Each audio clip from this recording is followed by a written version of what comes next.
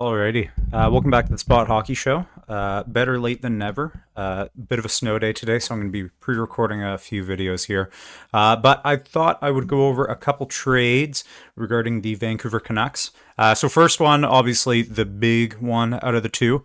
The New York Rangers acquired JT Miller, Eric Brandstrom, and Jackson Dorrington.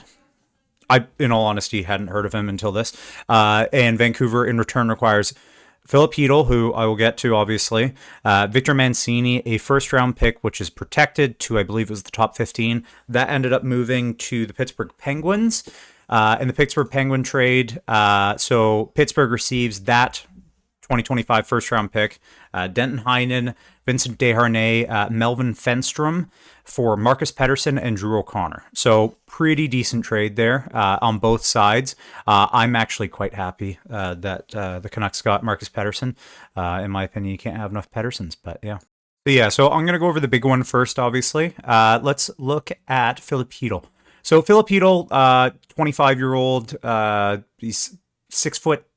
I think that's what that means. Yeah, 6'2", 210, big guy, big forward. Has shown some scoring touch previous years. Hasn't had a healthy season, which is a little bit disconcerting to me. But also hasn't really gotten minutes in New York. I wonder what his health is going to look like with more minutes in Vancouver. Regardless, that's sort of out of everybody's control. It's hopefully he stays healthy in Vancouver. But either way, so this season, 41 games played, 11 goals, 9 assists, 20 points. Definitely a down year compared to other years.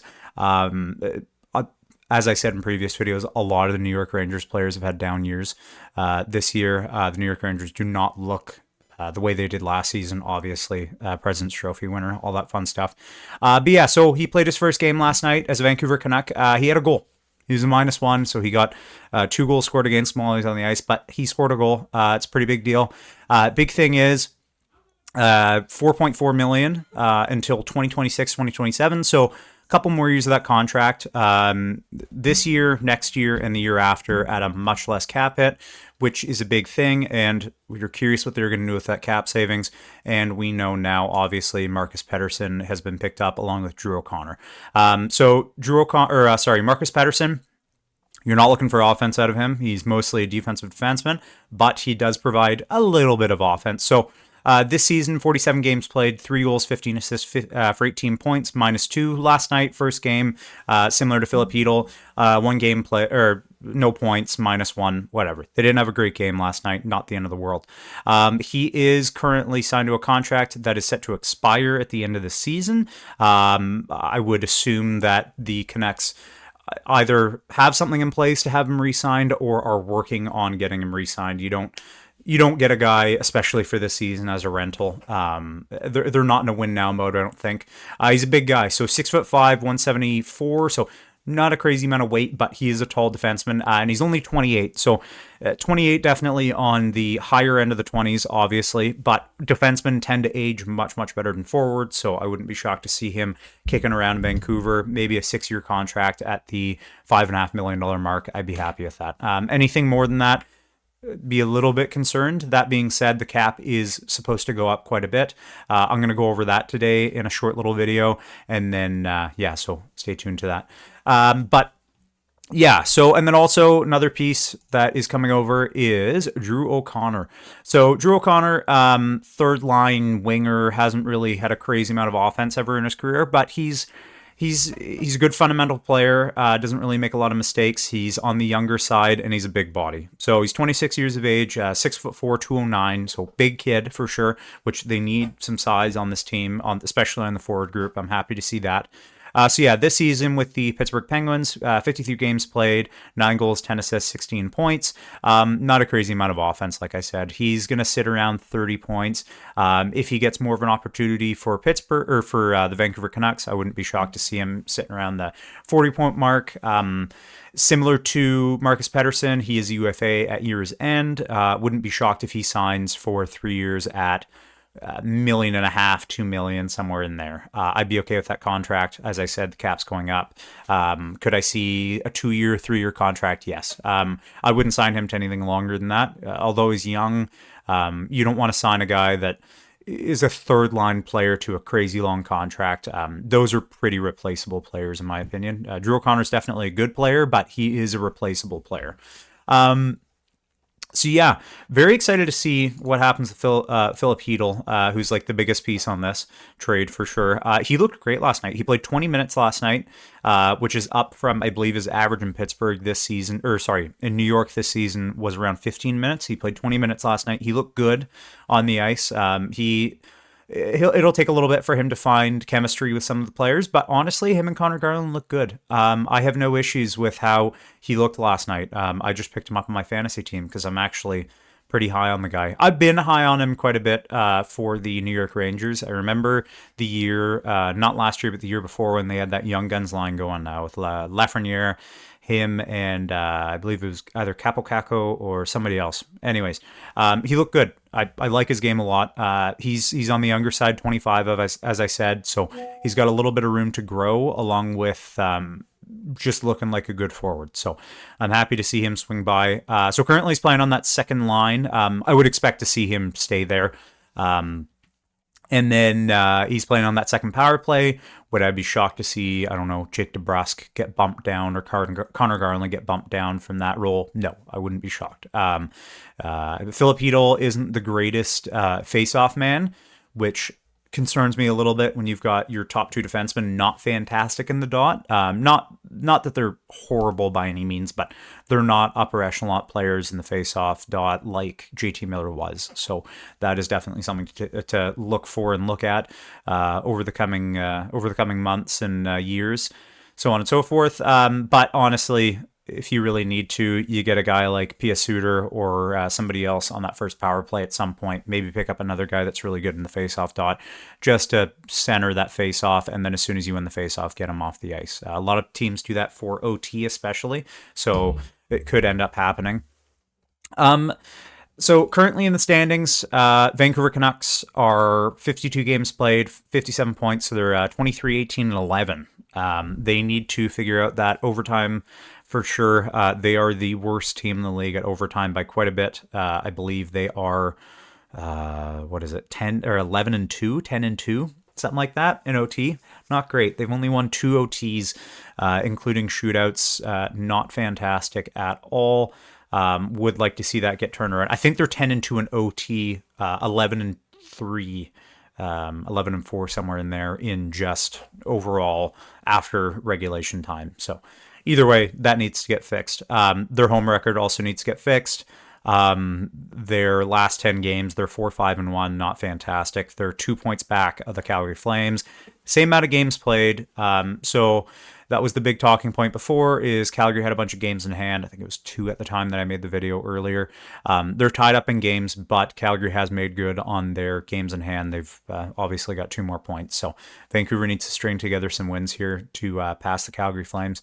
And then on the other side of the coin, New York Rangers, they are 25, 23, and 4 in 52 games. That makes them 54 points, quite a bit out of a playoff spot currently, trailing the New York Islanders, who are on I believe it's a 7-game heater, or they lost last night, but they were on a pretty good winning streak. I think actually they were on an 8-game heater. Either way, no, they would have been on 7. And then they're also trailing the Boston Bruins. Boston's played 2 more games, but still Tampa Bay has played 1 less game. Tampa Bay is currently sitting out of a playoff spot, which is a video in and of itself.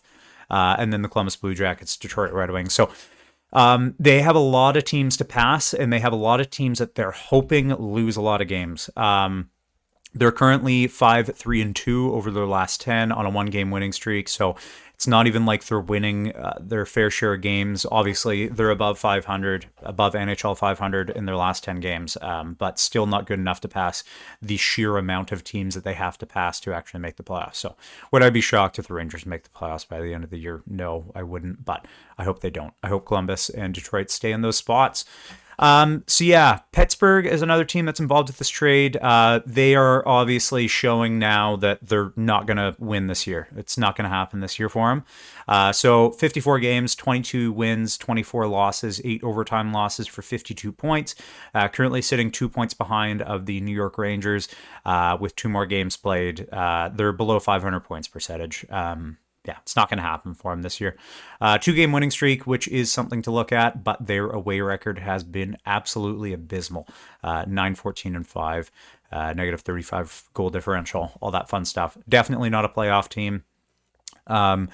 Same goes for them. Even if they want to make the playoffs, the sheer amount of teams that they have to hope just keep losing games, it's not tenable for them this year by any means. So, yeah. So the Canucks currently, their playoff make-it-o meter, they are sitting at 34% chance of making the playoffs, which is not great, considering the Flames are at 64% currently, and that's the only team that they could hypothetically pass. I guess you could see Colorado, but they're on a 2-game winning streak. Their last 10 has looked much better, and they seem to be putting it together. They're on the upswing, whereas the Canucks are currently, and the Flames honestly are currently, as of now, on the downswing. It's kind of funny that both the two teams chasing the same playoff spot seem to not really want it that much, which is super frustrating. The Flames obviously winning last night against Seattle, but still. And then the New York Rangers actually technically have a better playoff chance than the Vancouver Canucks, which is funny, even though they have more teams to pass. I'm assuming that has something to do with their remaining games, the strength of schedule for the remaining games. Either way, 42.2% chance of making the playoffs. Pittsburgh's all the way down here at 1.8, so not going to happen for the Pittsburgh Penguins. For the New York Rangers, the teams they're trying to catch, as I said previously, are the Columbus Blue Jackets and the Detroit Red Wings. Columbus is sitting at 19.3% chance of making the playoffs, which is a little bit odd to me. I like Money Puck, but I think they have a higher chance. They're currently in a playoff spot, and they're well ahead of the Rangers and other teams trying to catch them. I guess other than Boston and Tampa, but Columbus has looked better, in my opinion, over these last games than Tampa for sure. Boston, yeah, maybe you could make an argument that Boston could pass them, but with that terrible goal differential, would I be shocked if they have this current 6-3-1 streak and then go on another 10-game streak where they're 5-5, 4-5, whatever? No, I wouldn't be shocked. So, yeah. Yeah, that's all I really want to go over today. I think JT Miller will look good. Or I guess we should look at their lines, the New York Rangers line. So JT Miller is going to be sitting atop that forward group. So it's JT Miller, Artemi Panarin, and Mika Zibanejad. A lot of talent on that line. JT Miller, obviously, last night scoring 2 goals for a loss. They lost 6-3. It's nice to see him scoring at least, but yeah, it's going to be a tough road for them to make the playoffs. I don't know if you guys watched the video I made previously about who I'd like to see they get back from JT Miller. They did not get either of the players that I wanted to see come back. I guess Filipino. I'm okay with Filipino coming back. I like him. I really did want to see Will Cooley come back for the Canucks. I'm a huge fan of Will Cooley, but it's not the end of the world. Ryan Lindgren still remaining on that team and Keandre Miller still remaining on that team was a little confusing until that Marcus Pettersson trade happened. Makes a little bit more sense now why they didn't go after those 2 defensemen or either of those 2 defensemen. I am a big fan of Marcus Pettersson, but still, yeah, I would have liked to have seen them get Ryan Lindgren or Keandre Miller regardless. 2 defensemen still pretty good. I understand that you need to shore up that center spot for the Canucks, especially if you want to have a chance of making the playoffs. You can't get rid of a top 10 center in the league and not get a center in return. But yeah, their power play is looking pretty good. Just looking at the numbers here, or the players. So JT Miller, Chris Kreider, Artemi Panarin, Mika Zibanejad, Adam Fox. Wouldn't be shocked by the end of the year or in a couple games if JT Miller takes that center role for that first power play. JT Miller's faceoff percentage is pretty good. It's not like upper echelon, but it's definitely very good, especially for the Canucks, who, as I said previously, don't really have a face-off man. That was JT Miller, so they're going to have to find something either in the offseason or before the trade deadline to help them shore up their face-off dot. You could even have a guy that's relatively skilled that usually plays the wing that has a good face-off percentage. Just hold on to that first power play slot because you need to win face-offs. You need to. So yeah. That's all I wanted to talk about. I am not going to pick a winner or loser on this trade because we don't know. Eric Brandstrom obviously going to the Rangers, and Jack Dorrington. I liked Eric Brandstrom. I think he's a good defenseman. Not what the Canucks needed, though. However, they need somebody that is defensively minded. They've been letting a lot of goals in their own net, so Marcus Pettersson coming back makes a lot of sense to me. I wouldn't be shocked to see Eric Brandstrom do well, though, in New York if he gets actual slots. An actual slot to play on the team, and it doesn't look like he is right now. No, he has nothing right now. So, yeah. Alrighty, well, take care. Hopefully you enjoyed this. If you liked it, please like, please subscribe. Tell some people I make YouTube videos on the YouTube channel that is called The Spot Hockey Show. Okay, bye-bye.